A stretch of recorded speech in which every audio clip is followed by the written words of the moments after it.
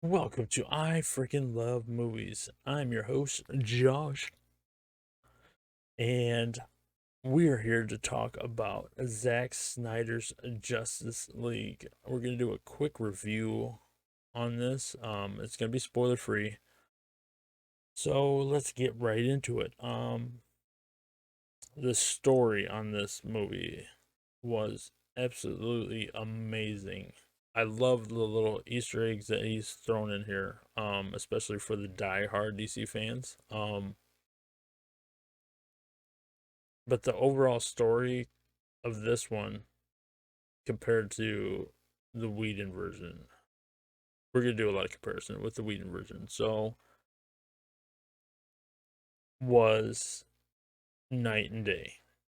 Like it really was. I watched the Whedon version twice. I'll probably watch it a third time so I can review it. I don't want to, but the second time that I watched it was very hard to get through. So I know the third time after I've seen the Zack Snyder Justice League 4 times, by the way. I'm working on my fifth because I just absolutely love the movie. It's just the story though is more cohesive. Um it made a lot more sense. You can tell that Whedon was trying to inject, I don't know what he was trying to inject into the movie. It was a hard task to do what he was trying to do. I don't know why he even attempted to do it because he obviously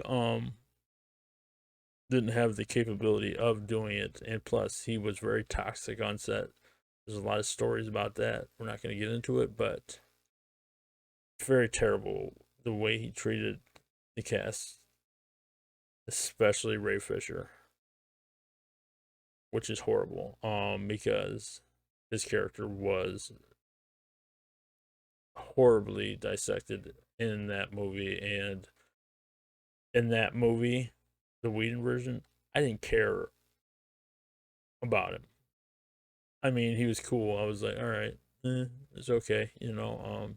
I was like, I don't understand because I heard all these stories that Cyborg was the heart of the movie, but that was not the case. In that, he really is the heart of the movie in Zack Snyder's Justice League. It's just amazing how much I actually cared about Cyborg's character. I want to see more Cyborg. That would be amazing. Ray Fisher was great in that.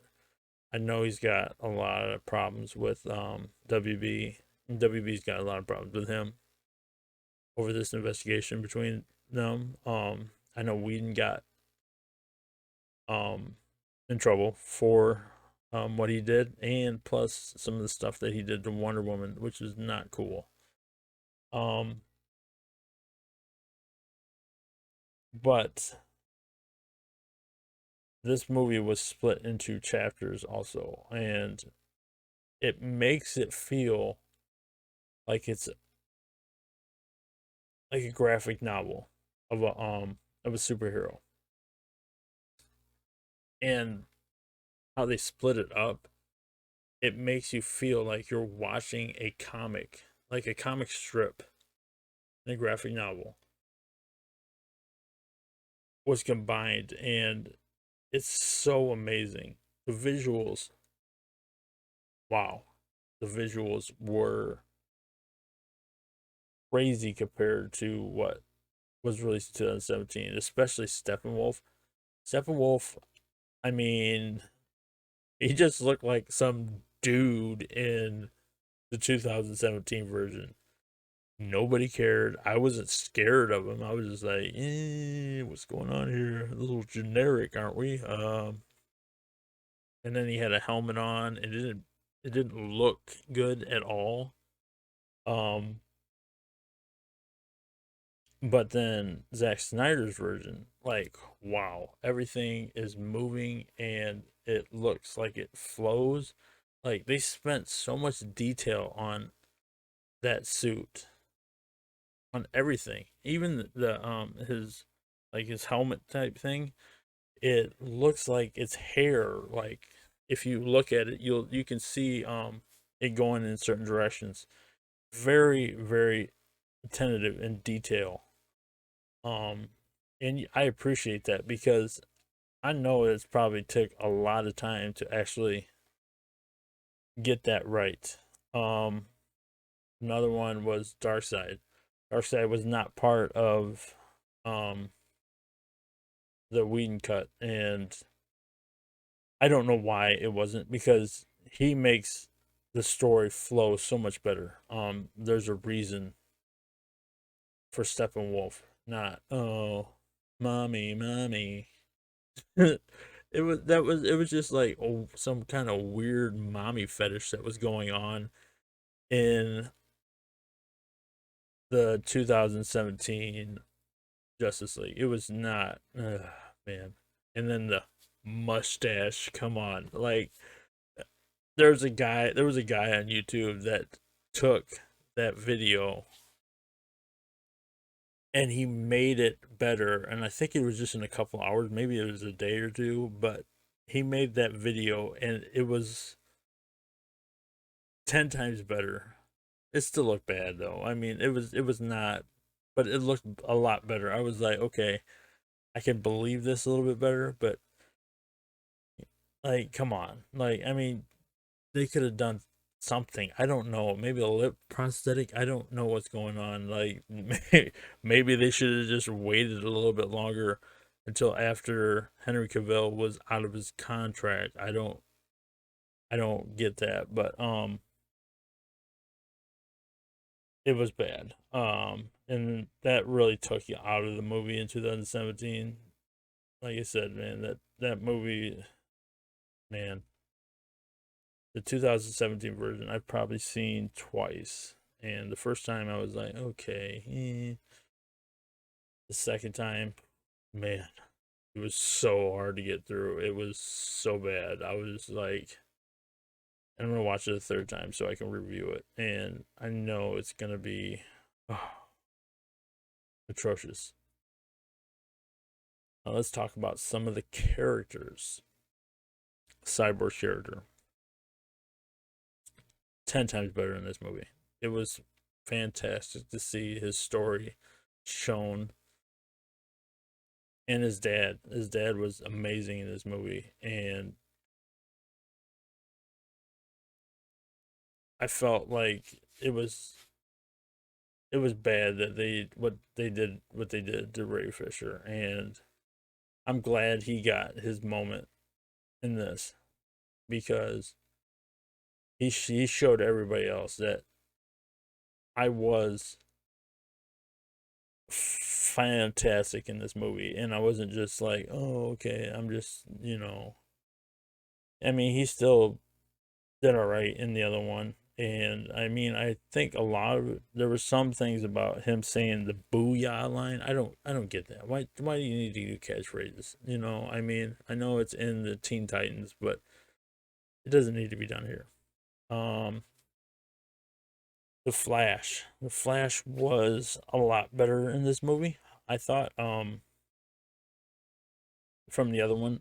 There were some good things from the other one that I did like. I did not like the Russian family. Don't. That was dumb. You just added something that was just awful. Um, there's a scene in this though near the end. Favorite scene. We'll be talking about that in the spoiler talk. Um, Wonder Woman, 10 times better than this. There's another scene in this one. It's in the beginning of the movie. I don't understand why they cut it out. And she's a lot more of a badass in this movie. Like I loved it. Great, great scenes in this. a lot of the scenes, like in the 2017 version, was part of Zack Snyder's vision. Some of it was dissected and changed, but what she did in this one, boom, and then at the end, boom. Um, talk about Aquaman. Aquaman, I like some scenes with him in it. He wasn't. He's really good in Aquaman movie. In this though, he was. He had some great scenes. Um, Overall though, I think there could have been a little bit more with him. The story was decent. I mean, obviously we already seen the Aquaman movie, so we know what happens. But I just don't feel there was enough justice for him. But I mean, that's okay. I mean, some people don't have everything. He's still a great actor, and I still love him as Aquaman. And it was so fantastic seeing some of the moments that he did, and it was great. Batman, 10 times better than this. He wasn't such a bitch in this one, because he was a bitch in the Whedon version of it, and his jokes that he did in that movie were awful in the Whedon version. Um, there was a couple jokes in the Zack Snyder's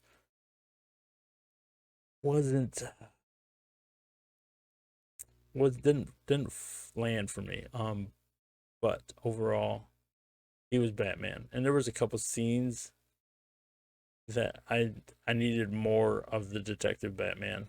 Um, but that's just me nitpicking. It's okay. Overall, the story, Ben Affleck, fantastic Batman. He's probably my favorite Batman. Favorite scene with him of all time, warehouse scene, Batman versus Superman. Very brute strength. And if you haven't seen it, go watch that. That like I could watch that like 1,000 times, and it's like the best Batman scene I've ever seen.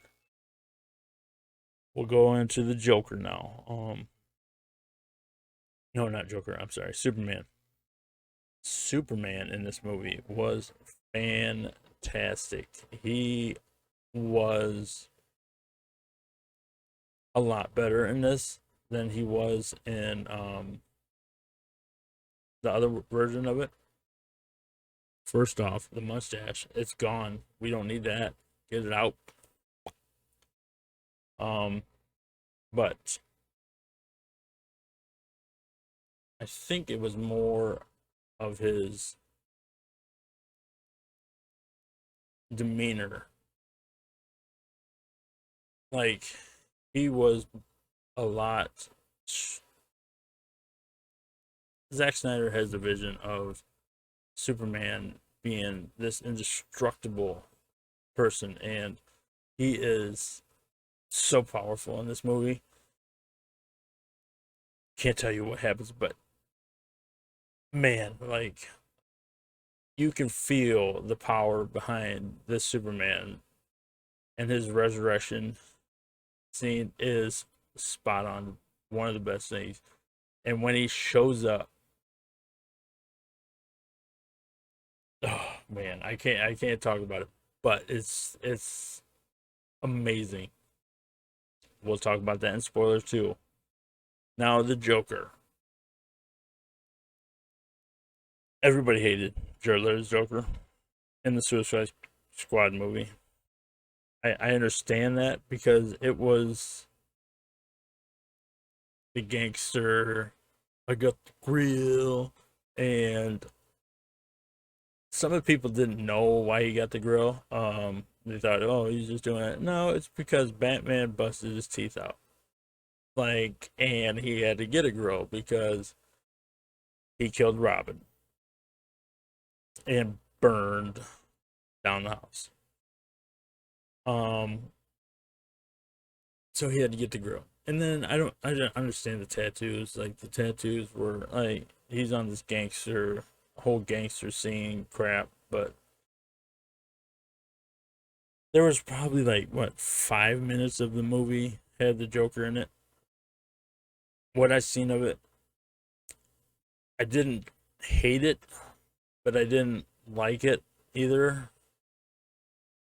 Jared Leto to me is an amazing actor, and there's so many movies that he's in that he will blow you away. And I thought he was the perfect Joker, the perfect cast for the Joker. I don't know if it was the direction that they gave him for the Suicide Squad or what happened, but it didn't 100% work. I didn't hate him. I didn't like. It was just weird. There was certain scenes in that Suicide Squad movie with him, and I was like, man, he's got potential to do something great. In this movie, he's in a scene and he shows that potential. There's a couple lines that I didn't agree with, but that's okay because his scene blew me away. And I was like, I need to see more of this Joker. I need to see more of this Joker. I need to see more of Ben Affleck's Batman. And I need to see a movie with them two in it. And Deathstroke. Deathstroke was in it too. And I think he could be amazing as Deathstroke. Deathstroke has not gotten very many scenes, like maybe a couple, like a minute or two, like, and they're just like little cameos at the end of the movies. And having them three or something like that in there would be fantastic. I mean, if you made the Arkham movie, because I know Ben was working on that, and I want to see that, and I want them to restore the Snyderverse. Do it. But there were some other characters that were in the movie, and there's a surprise cameo in the movie. Very awesome. We'll talk about that. Also, it was good to see him though. Finally on a movie. Visually beautiful. I loved it. Great. So let's get to the score. What are we gonna score this thing? Loading. Oh man, we're gonna give it a 10. Just because it is a masterpiece in my eyes. There's not uh I have little minor flaws with the movie, but it's not enough for me to drop it down to like a 9.5 or a 9. Not everybody's going to agree with this score, but the inspiration behind the movement and this movie alone was enough for me to give it a 10. Masterpiece, boom. Like you can't go any higher than this. You know, if I could go higher than this, I would because it is that much of an awesome movie. It changed cinema, you know? I mean, everything. I will make a video on the Snyder Cut movement that is in my to-do list, but that is all I got for you guys. Go ahead and like, comment, and subscribe. Let me know what you guys thought yourself. Peace.